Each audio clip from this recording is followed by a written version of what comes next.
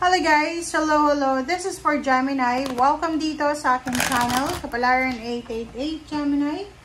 Alamin natin kung anong messages, vibration, gabay, energy para sa iyong lahat. This is general reading, so I hope na makuha mo yung energy. Okay?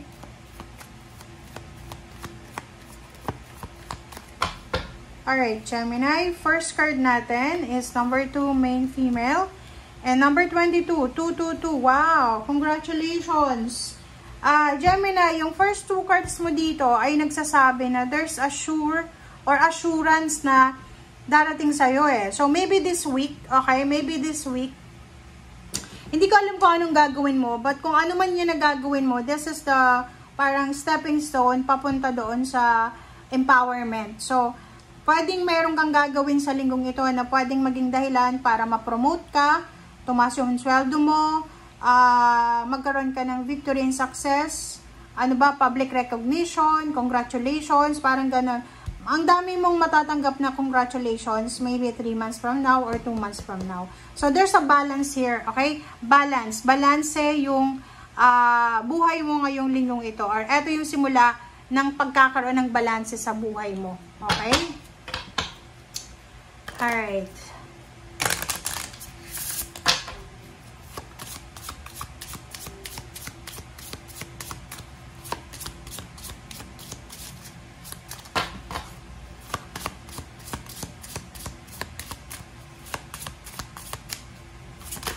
Okay.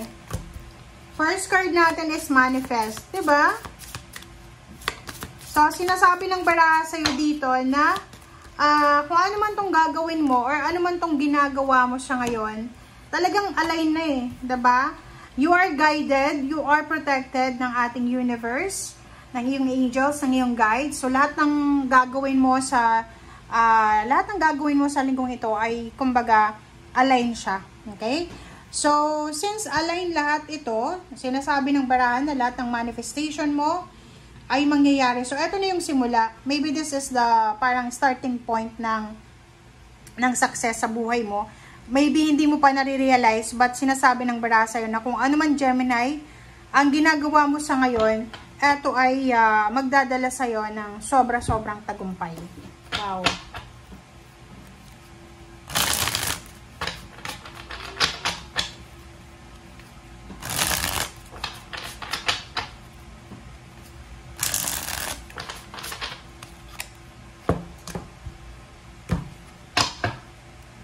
Okay, Knight of Pentacles, Two of Swords.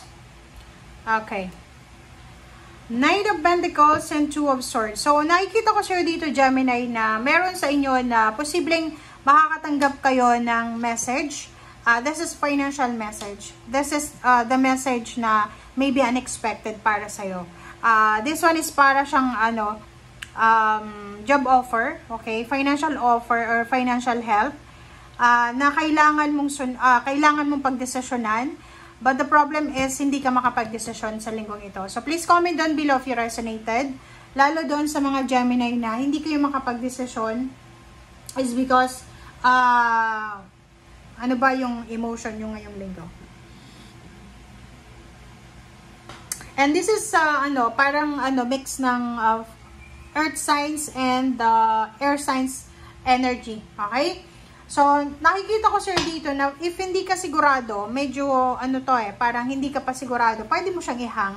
Pwedeng may mag-offer sa'yo ng job offer. Mag-offer ng job, okay? Or posibleng may mag-offer sa'yo ng, ano ba yung ino-offer niya? Kasi money to eh. Pwedeng may responsibilities ka na kailangan gawin.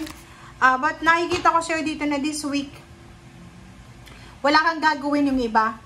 Yung iba ay parang magpa-prioritize sila sa pagtulog, sa pagre-relax, sa pagbabakasyon. So, pwedeng merong mga Gemini na hindi mo na sila kikilo sa linggong ito kasi magpapahinga sila eh. Okay? So, there's a stalemate dito. So, pwedeng anong tawag dyan? Mahang muna eh. Diba? Mapapostpone muna. Pwedeng may plano kang mag-travel sa linggong ito. Hindi mo na siya matutuloy because ayaw mo. Okay? Or maybe, sinasabi ng baraha na hindi mo pa kaya. Maybe meron kang mga issues sa katawan mo na kailangan mo magpahinga. Alright, so Gemini, there's a magic here. Magician, Death, Ten of Wands, and King of Swords. So, sinasabi ng baraha sa'yo dito na, yun na nga. Eto na. Okay, tingnan mo yung baraha mo. Nakakaloka ka, Gemini. Eto na talaga yung simula diba? This is the start. Okay, eto na yung simula ng direction. Like for example, halimbawa kung tayo ay nagpe-pilgrimage, diba? Mayroon na starting, starting point yan. So yun, yung starting point na yun, ay posibleng yun yung linggong ito para sa'yo. So halimbawa kung anong gagawin mo sa linggong ito, ay eto yung magiging rason para magtagumpay ka sa hinaharap, sa future. So, ano yung ibig sabihin niya? Okay? Maraming matatapos maraming magta-transform sa buhay mo. Like, for example, kung ano man tong ginagawa mo sa linggong ito ay magdadala sa'yo ng freedom. Ito ay magdadala sa'yo ng alignment, ng manifestation, ng healing, ng magic, unexpected happiness, diba? Manifestation Parang sinasabi ng baraha sa'yo dito na maraming unexpected blessings ka na matatanggap from this week. So, i-mark mo yung calendar mo or kung meron kayong manifestation board, ilagay nyo dyan na this one is September 22 to 28. And itago mo yan. Okay, itago mo and you need just check it after several years. Kasi, kung ano yung gagawin mo sa ngayong linggong ito, kung ano yung gagawin mo, yun yung magdadala sa'yo doon sa manifestation. Okay? There's a double manifestation dito So, kahit anong i-manifest mo, makukuha mo daw sa linggong ito. Kumbaga, the universe is open for manifestation sa linggong ito. Okay? The universe ay wini-welcome ka sa lahat ng minamanifest mo. So, kung ano man yan, congratulations sa inyo. But, meron din dito na mga Gemini na possible na marami kayong obligations, duties and responsibilities sa pamilya, sa anak, sa magulang, sa asawa, or kanino man siya, or responsibility sa trabaho. Sinasabi ng baraha sa'yo dito na kung ano man ang responsibilidad mo sa ngayon, the more na aasenso ka, the more na magiging successful ka, mas dadami yung obligations mo. Ganun diba? Hindi yung, halimbawa na umasenso ka, tapos inabandona mo yung pamilya mo, yung asawa mo, yung anak mo, parang hindi. Atong energy na to na sinasabi sa'yo na yung success na mangyayari sa'yo or success na darating sa'yo, makakatulong to hindi lang para sa'yo, kundi sa buong pamilya mo.